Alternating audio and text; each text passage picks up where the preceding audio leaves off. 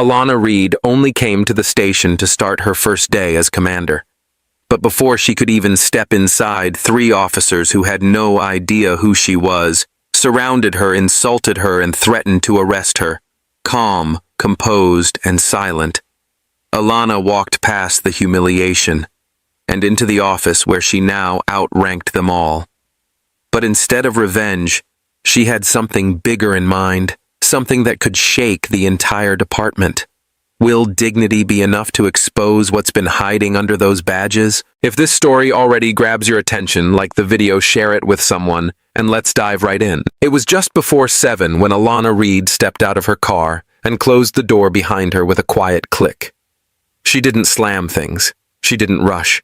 Even now, even here on her first day reporting to the new precinct, she moved like someone who had already done this 100 times before. Calm, measured. Her tailored slacks and plain gray blouse didn't draw attention, and that was intentional. No uniform today. Not yet.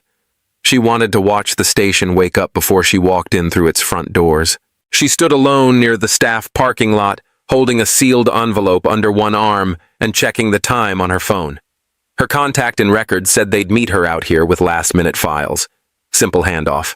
5 minutes, maybe less. But within 60 seconds, the air around her shifted. "Hey," a voice snapped behind her. "You need to move away from that door." She turned slowly. A white male officer, square-jawed and thick in the neck, was already walking toward her like he'd seen enough. Hand hovering near his holster, his expression carved from suspicion. "This is a restricted area," he said. "We've had issues with break-ins around this side of the lot. I'm gonna need you to state your business right now." Alana held his gaze quiet. "I'm waiting on a file transfer," she said. "Official business. Shouldn't take long." He looked her up and down twice. His eyes stopped at her shoes like they told him everything he needed to know. "Uh-huh," he muttered. "And who exactly are you waiting for, Miss Reed?" she said. "First name, Alana."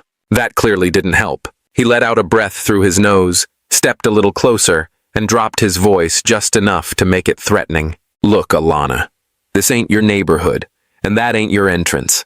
Unless you work here, you're gonna have to take a walk before this becomes a problem." Before she could answer, the second officer appeared, blonde ponytail, younger, leaner, quicker with her mouth. "Rick, what's going on?" "She says she's on official business," Dalton said with a smirk, not taking his eyes off Alana. "Waiting on some mystery file from records. No uniform, no badge. What do you think?" Jenna Marks folded her arms. "Oh, we've got another one," she said dryly. "Listen, sweetheart, if you've got a cousin who works here or something, that's cute. But we don't do unscheduled loitering around this entrance." Alana reached slowly into her inner pocket and pulled out her ID. She held it up, not shoving, not apologizing, just letting them see. "Here's my badge." Jenna leaned in, blinked once, and chuckled. "That's a laminated card, please." "It's real," Alana said evenly. Dalton didn't bother to look at it. He raised his voice. "You have 10 seconds to step off this lot. You can wait wherever civilians wait. Or I can take you in for trespassing while we sort this out. Your call." A pause. Then another voice joined, quieter, hesitant. "Rick." Tyler Mason, the youngest of the 3, stood near the staff entrance holding a styrofoam coffee cup. He'd come out for air, maybe, or maybe just to get away from the noise inside. His gaze flicked from Alana to the badge in her hand. He didn't speak loud, but it was the first sound of doubt in the air. Dalton shot him a glance that froze his mouth shut. Alana saw it, all of it. She didn't raise her voice. She didn't ask for understanding.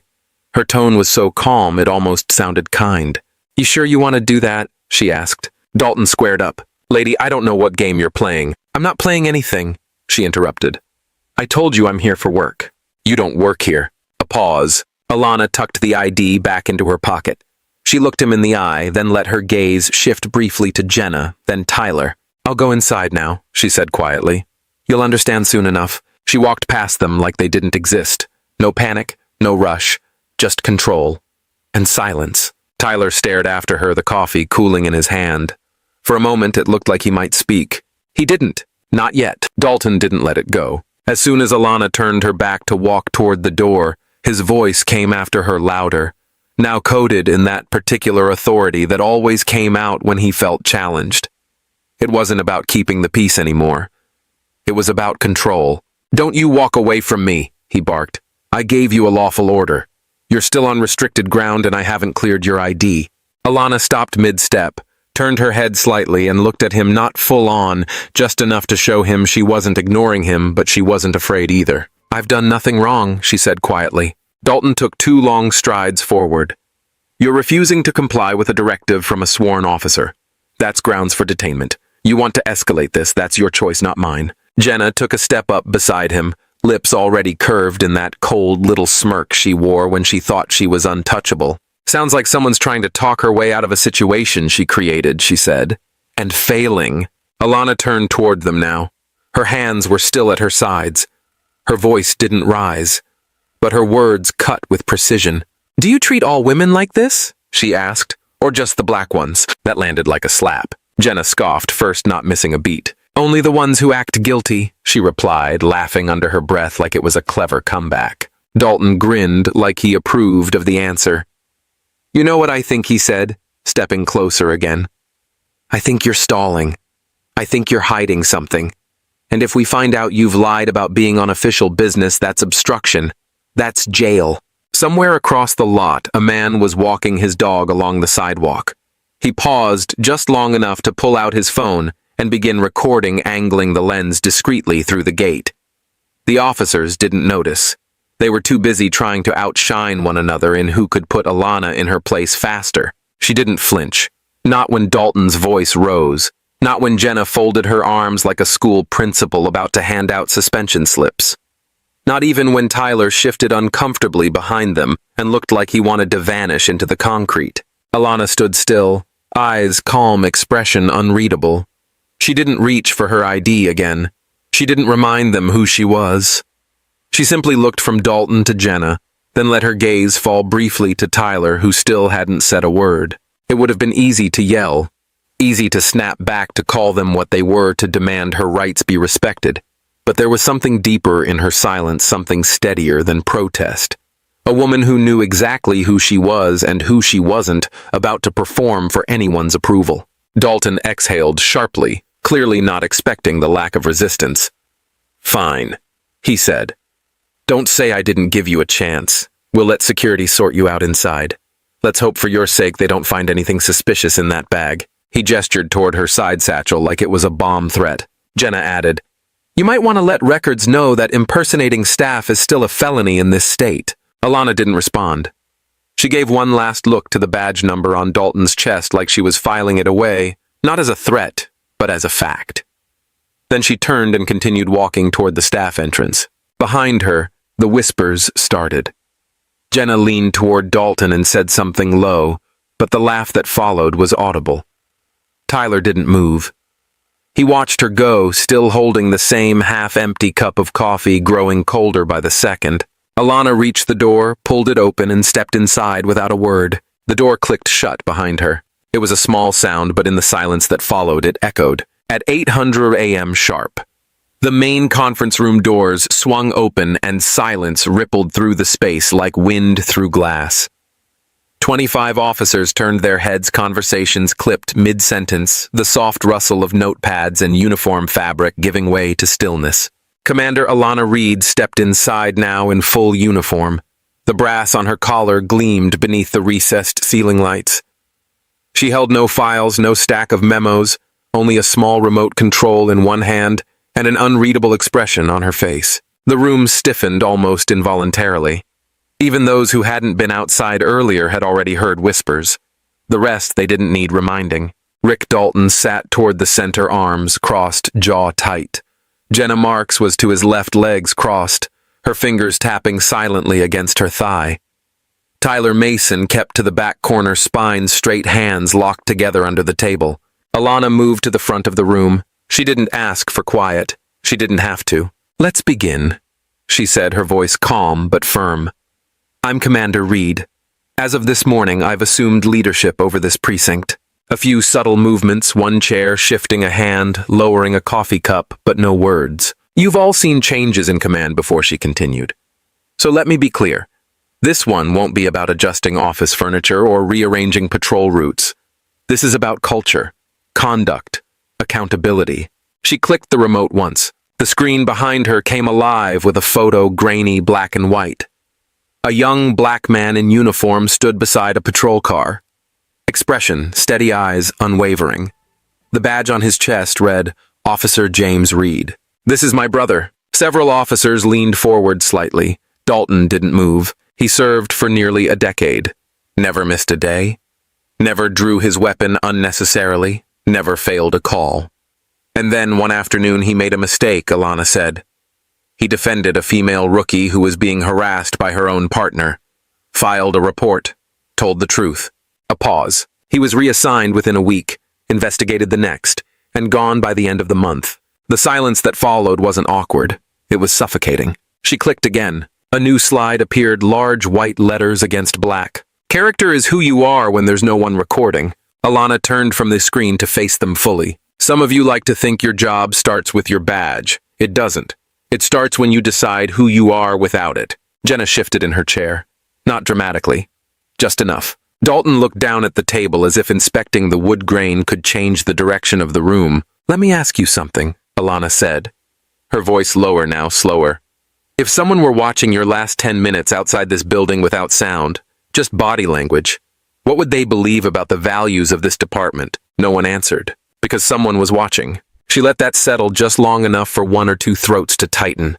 I'm not here to humiliate anyone, she continued. That's not how you build trust.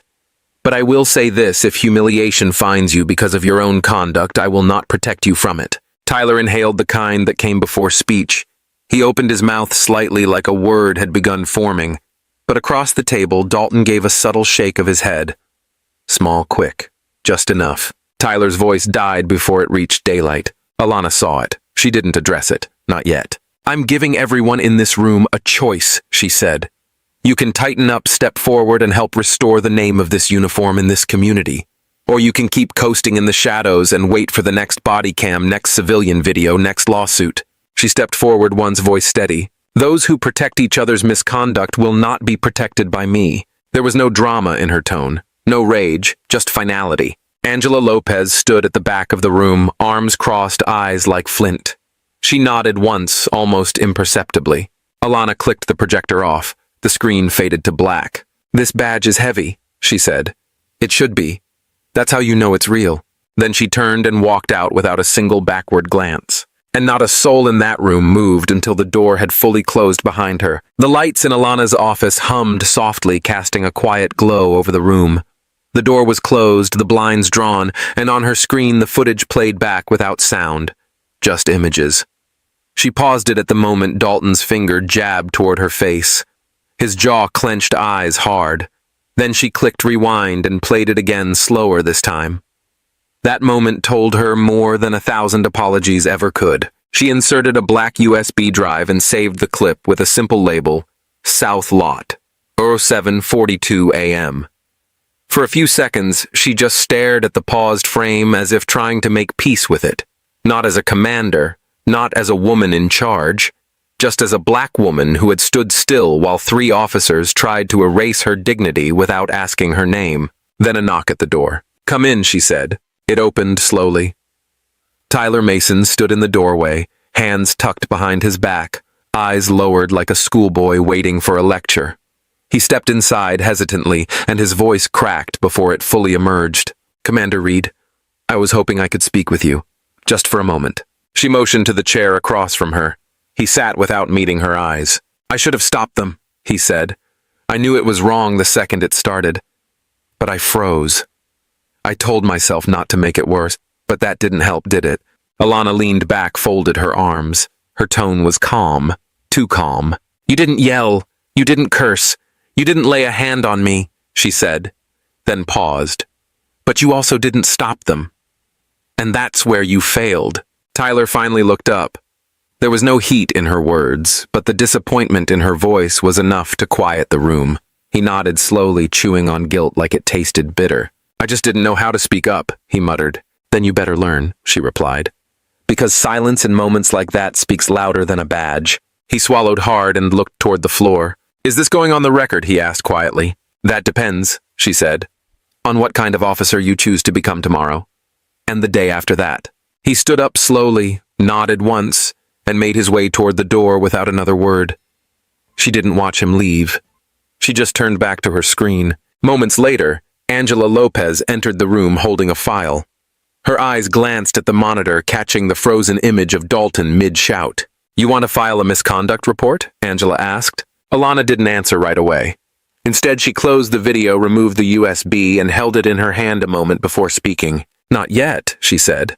"People show their true colors when they think the fire's past." Angela raised an eyebrow. "You're giving them rope."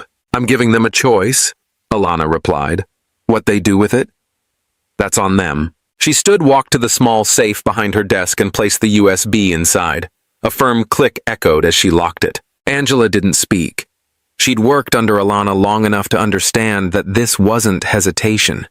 It was patience, strategy, power wrapped in restraint. "They embarrassed you," Angela finally said, her voice low. "Publicly. And you still walked in like you owned the place." "I didn't walk in like I owned the place," Alana said softly. "I walked in because I do." Then she sat down again, her fingers folding neatly on the desk. Her eyes, calm but unreadable, fixed on the closed door where Tyler had exited. "They think the worst of it is over," she said. "But what they don't realize is that the story hasn't even begun." Rick Dalton slammed his locker shut so hard it echoed down the hallway. His face was red with frustration, jaw-clenched eyes darting around to make sure only the right ears were listening. But he didn't notice Tyler standing further down just outside the break room, holding a folder he'd stopped reading mid-sentence. "I don't care what they say," Dalton hissed, pacing like a caged dog. "You promote a woman like that just because it looks good on paper and suddenly I gotta salute her like she's earned something?" No one answered. Jenna sat stiff at the table, sipping cold coffee, her hands visibly shaking. Another officer looked away, clearly uncomfortable. Dalton leaned forward, voice lower but sharper. She didn't climb the ladder. She was airlifted to the top by a quota. You think if she looked like one of us, she'd be in that office. Still, no one spoke. But Tyler's fingers found the button inside his pocket, the one connected to the small voice recorder he'd brought in months ago for patrol notes. Now it was doing something far more serious. Dalton kept going. This station's turned into a damn circus. First her. What's next? We all gotta start apologizing for doing our jobs now. That's when Jenna snapped, voice barely above a whisper. "Rick, stop." He turned to her, eyes narrowed. "You worried about your clip too?" She froze. That morning she had woken to her face all over social media, laughing, mocking. No words needed. Just a silent frame of her smirking while a black woman was humiliated. The comment section had exploded. This is what racism looks like. She thinks it's funny, bet she's not laughing now. Her phone hadn't stopped vibrating since. Her cousin called. Her mother messaged pleading her not to say anything stupid online. Even her boyfriend, white like her, asked, "Were you really laughing?" Angela Lopez appeared in the doorway holding a folder, eyes scanning the uneasy faces. She didn't have to ask what was going on. The air was thick with it. She walked straight to Alana's office, knocked gently, and stepped inside when invited. Alana didn't look up, still focused on paperwork, but she sensed the tension before Angela even spoke. "There's noise," Commander Angela said. "And it's rising fast." Alana finally looked up. "Social media." Angela nodded. "The clip of Jenna is everywhere, and the city council's office wants reassurance we're containing this." Containing, Alana repeated, quiet but firm. Not correcting, not investigating, just covering. Angela sighed, lowered her voice. "They want to avoid protests. They're afraid this becomes something they can't spin. You know how this works." Alana leaned back in her chair, eyes dark with thought. "They're trying to protect the department.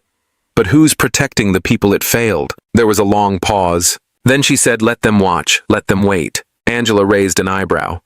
"You're not filing complaints. I don't need to." Alana answered. "Truth has a way of leaking through cracks. All I have to do is let them widen." That evening, as the station settled into silence, Tyler sat in his apartment with the audio recording still playing softly through his laptop speakers. He listened again to Dalton's voice, every word, every slur, every ounce of disdain, and realized it wasn't just a mistake. It was a culture, and he'd been silent in it too long. He clicked into his email and began typing, his breath shallow but steady. To the State Inspector General's office, the subject line read. In the body, he wrote everything what he witnessed. what he recorded, and why he had stayed silent. He didn't justify it. He didn't excuse himself. He simply said, "I knew it was wrong. I didn't stop it. But now I will." He attached the audio file, and at the very end he typed, "Respectfully, Officer Tyler Mason." He hovered over the send button for just a moment, then clicked. And just like that, the whisper became a warning. A quiet crack in the wall of silence. And somewhere not far behind it, the flood was coming. There was a silence in Alana's office that night. Not the kind that felt empty, but the kind that carried weight. The kind that remembered. The walls were bare, save for one small frame tucked in the corner of her desk. Inside it was a faded photo. Two young recruits, standing side by side, grinning in half-buttoned uniforms, one of them slightly taller, his arm slung proudly around her shoulder. His name was Aaron Reed, her older brother, her first shield in a world that didn't think she belonged. She still remembered that day like a scar, sharp, sudden, unforgettable. It was her 4th month in the academy. Some white officers had cornered her in the locker room, mocking the way she spoke, the texture of her hair, the way she stood too straight, like she didn't know her place. Aaron, already a rising patrol sergeant at the time, had walked in and seen everything. He hadn't said a word. He'd just stepped in between her and them like a wall made of fire and fury. And the next morning, they made an example of him. They pulled him into the yard in front of the recruits in front of her. A captain, one who later ran for mayor, stripped the badge off Aaron's uniform and dropped it to the ground like it was nothing. "You don't protect weakness," the man said. "Not if you want to wear this." Angela Lopez had been there that day too. Just a junior admin officer back then, new to everything, scared of her own shadow. But she saw it all. And even now, decades later, she could still hear the metallic clang of that badge hitting concrete. That night, Angela sat across from Alana, the two women sharing more silence than words. Finally, Angela spoke, her voice softer than usual. "I never told you, but I should have said something back then. I should have spoken up for Aaron. You were scared," Alana said, not unkindly. Angela nodded. "But you weren't?" Alana didn't answer. Instead, her hand drifted to the drawer beside her, pulling out a small velvet box. Inside, nestled carefully, was Aaron's badge, worn, scratched, but still whole. She set it on the desk between them. "He wasn't protecting weakness," she whispered. "He was protecting something this place never made space for dignity." Elsewhere, in a quiet corner of the city, Tyler Mason sat on his father's old porch, a leather-bound journal resting on his lap. He hadn't opened it in years. The cover still smelled like tobacco and oil, the scent of long shifts and moral lines. His father had been a patrol cop too, back in the early 90s, a good one from what everyone used to say, until he filed a report on a fellow officer who had roughed up a black teen without cause. They called it disloyalty.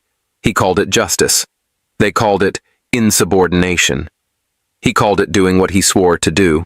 They took his badge, just like they took Aaron's. Tyler flipped through the pages now, some of them blurred from age, others still holding their anger like fresh wounds.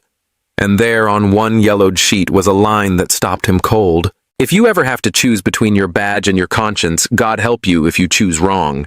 He looked up from the journal and thought about Commander Reed. About how she'd stood still that day, humiliated, insulted. Not because she was weak, but because she was strong enough to make silence speak louder than rage. She wasn't here to punish them. She was here to repair what broke her brother.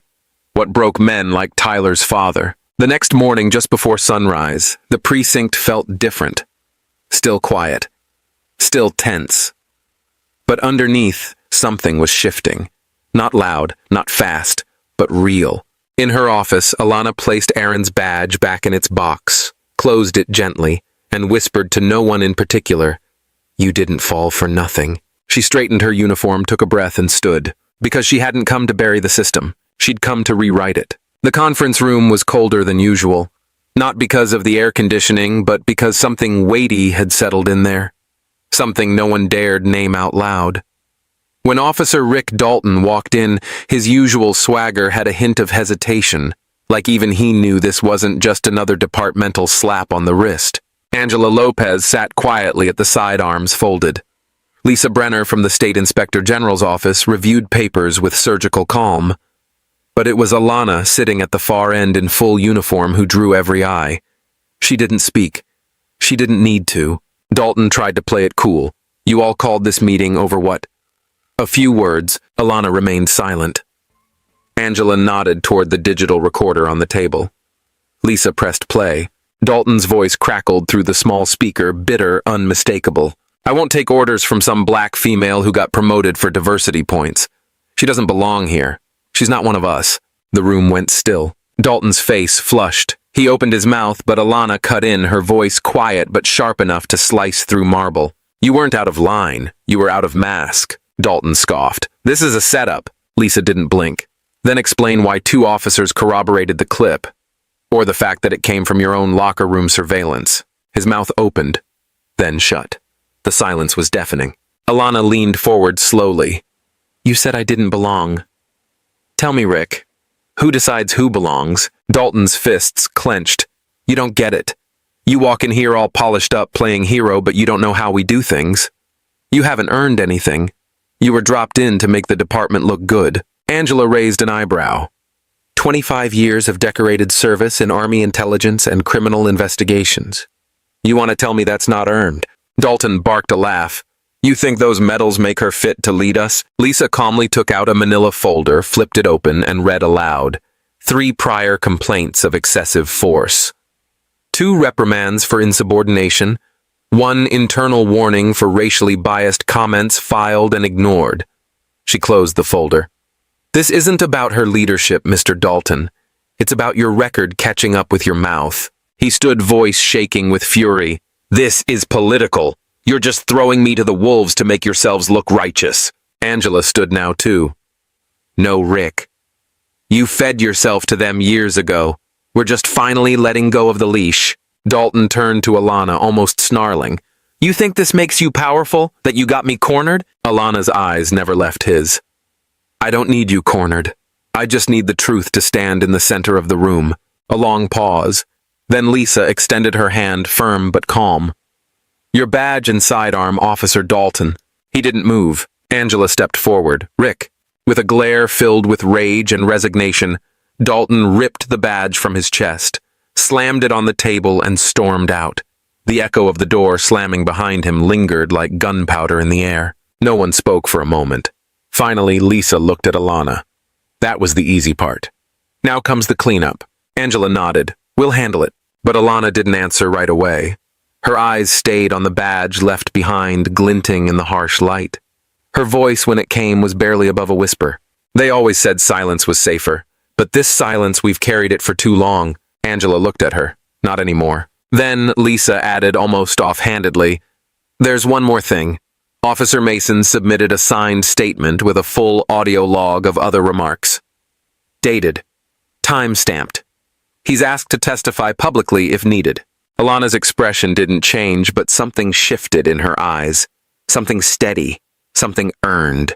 As the door shut behind Lisa, Angela glanced back one last time. You broke the silence, Commander. Now let's see how many others are willing to follow. Jenna Marks stood outside the commander's office for a full minute before knocking. Her uniform looked sharp, but her eyes were tired, not from lack of sleep, but from something heavier confrontation with herself. She held a single sheet of paper in her hand, folded once carefully. A handwritten letter. When Alana opened the door, she didn't say a word. She just looked at Jenna, calm, unreadable. I came to give you this, Jenna said quietly, handing her the note. I should have come sooner. Alana took it, but didn't unfold it. Her voice was even. Words don't heal. Action does. Jenna nodded. Then I'll show you. There was no forgiveness spoken. Not yet. But there was a shift, subtle and necessary, like a window cracked open after years of stale air. Later that afternoon, the entire precinct gathered for what had been labeled a formal recognition. It wasn't mandatory, but no one missed it. Alana stood at the front beside Angela, both in uniform, both composed. She called Tyler Mason forward. He looked nervous, but not unsure. He stood taller than he had just days ago. For moral courage, in a moment that demanded silence. Alana said clearly, Officer Mason has shown this department what integrity looks like when it costs something. The room was still as she pinned the small bronze emblem on his chest. The applause that followed wasn't thunderous. It was steady, honest, almost reverent. Even those who once mocked him now looked different. Because truth, when finally spoken aloud, changes the way people look at each other. Angela stepped forward next. Starting next week, this precinct begins a full reevaluation. From protocols to partnerships, nothing's off the table. Commander Reed and I will lead the retraining personally. No more assumptions. No more silence. Whispers moved through the crowd, not doubt this time, but curiosity. Readiness. Even the hesitant ones seemed unsure which side of the line they wanted to stand on anymore. As the officers began to disperse, a quiet figure stayed behind. Sergeant Miguel Banks, a man who'd kept to the background for most of his career, cleared his throat and approached Alana. I didn't say anything that day, he said, eyes steady, didn't stop it, didn't speak up. But if you're building something new, I'd like to help. Alana studied him for a moment. Not because it's safe now, he shook his head. Because I'm tired of standing behind people like Dalton. And because I watched you take heat most of us would have folded under. She offered a hand. Then we start here. Behind them, sunlight cut through the glass, hitting the polished floor like a new beginning. Not bright or dramatic, just clear. For the first time in a long while, that precinct didn't feel like a place weighed down by old walls. It felt like something was breaking open from the inside out. And sometimes to rebuild the right way, you have to start with fire. The studio was colder than it looked. Bright lights beamed from overhead, quiet cameras slid across the floor, and somewhere in the back a producer whispered countdowns into someone's ear. Alana sat on the edge of her seat, not nervous, just still like she always was. She wore her uniform pressed and precise, but it was the way she held her silence that drew every eye toward her. The talk show was called Voices of Reform, and tonight, for once, it lived up to its name. The host leaned in with practiced sympathy. Commander Reed, there's been a lot of talk about the incident outside the precinct. The video, the fallout, your silence. Why didn't you say anything that day? Alana looked straight ahead, past the lights, past the polite performance.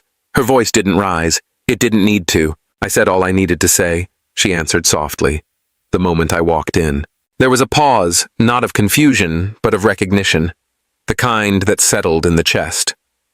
The host blinked. Someone in the crew lowered their pen, and for a few seconds even the hum of the studio lights seemed to quiet. After the show aired, messages poured in. Some were loud, performative, political, but tucked between them was a small envelope with careful handwriting. No return address, no hashtags. Inside was a letter from a 12-year-old girl named Janelle. I saw you on TV. I liked how you didn't yell. My mom says quiet people don't win, but you were the quietest person and you still won. One day I'll be like you. Alana read the letter in her office, sunlight pooling across her desk, the city just beginning to stir outside. She held the paper for a long time, then reached into her drawer and pulled out a pen. Her response was brief, but it took her over an hour to write. Janelle, don't be like me. Be better. But never forget how I stood still. Sometimes change doesn't shout. It just shows up and stays. Weeks passed. The headlines faded. The precinct adjusted. The new training programs were underway. Some met with resistance. Others embraced with quiet relief. Angela kept her promise and oversaw internal reviews. Tyler, once hesitant and unsure, had become the unexpected bridge between generations inside the department. But Alana, she remained steady. Unmoved but never detached. She still walked the same halls, still showed up early, still stood quietly at morning briefings, not for control but for clarity. One afternoon she stepped out of the building alone. The sky was clean, the air a little warmer than usual. Across the courtyard, a few officers looked her way but didn't speak, not because they feared her, but because they understood something now. Something wordless. Alana paused near the front steps. Her eyes lifted to the new plaque just installed on the brick wall. It gleamed softly in the sun. Command begins with character. She didn't smile. She didn't pose. She just looked at it like someone remembering an old friend. Behind that plaque, once upon a time, her brother had stood in the same spot, humiliated, punished, erased. But not forgotten. A breeze brushed past her collar. For a fleeting moment, it almost felt like his hand on her shoulder. And then she walked on calm, composed, carrying no banners, claiming no victory, but leaving behind a silence that would echo longer than most people's shouting ever could. Sometimes the most powerful stand is the one taken in silence, not out of fear, but out of strength. Alana didn't shout or retaliate. She simply walked forward with calm and conviction and let the truth speak louder than any accusation. Her story reminds us that dignity doesn't need to demand attention, it earns it. And justice, no matter how long it takes, always begins with someone who refuses to back down. If this story touched you, don't forget to hit that like button, share it with someone who needs to hear it, and subscribe to Mr. Max Stories for more powerful tales of courage, truth, and transformation. Your support means the world to us. It gives our team the motivation to keep crafting stories that matter. Stories that stay with you long after they end. Here at Mr. Max Stories, we don't just tell stories. We uncover strength one truth at a time.